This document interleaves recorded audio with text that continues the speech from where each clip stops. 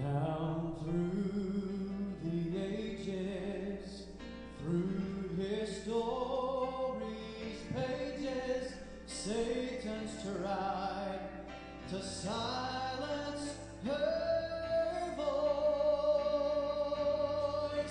Though her song may seem fading, glorious saints are now parading, bursting through with anthems of joy. It is built on a solid foundation. She's been bought by the Savior's dear sin, and the gates of hell shall never prevail. The church shall forever stand.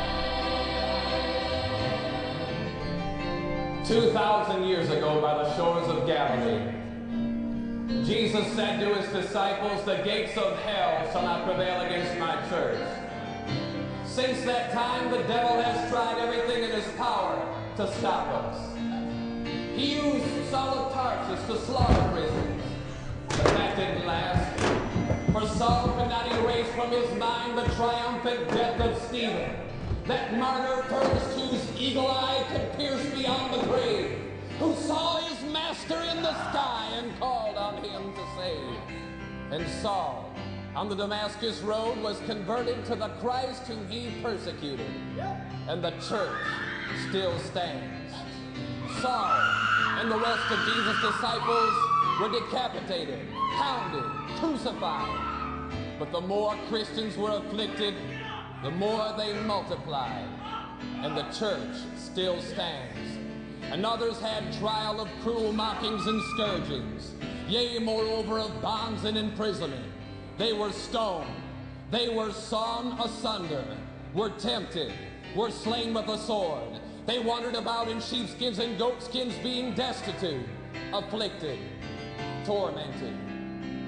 Even as the young Christian in the Dark Ages who was told that for her faith she would be burnt alive in the morning. When the executioners came to her chamber at sunrise, they saw her clad in a beautiful long wedding dress, white as snow. They asked her why she was not wearing black on this day of her death. And she said, "Nay, but this is a day of celebration. For today I will cross the threshold of eternal life and be united to Christ, my beloved." As they marched her down the road, she began to testify the gospel to the crowd who watched.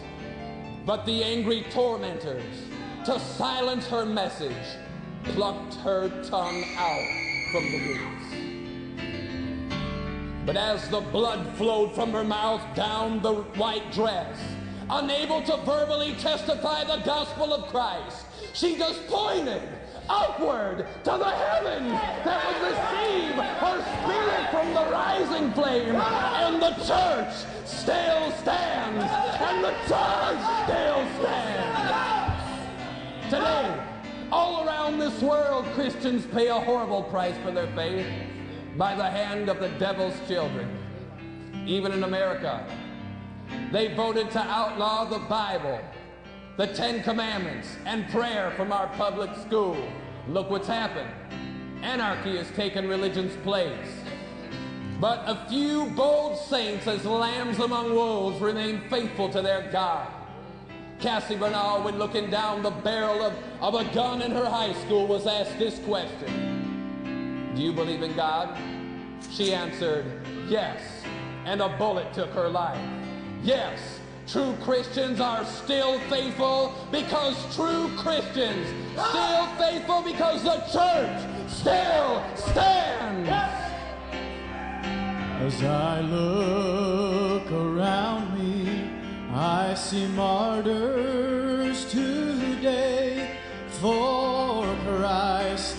They would not deny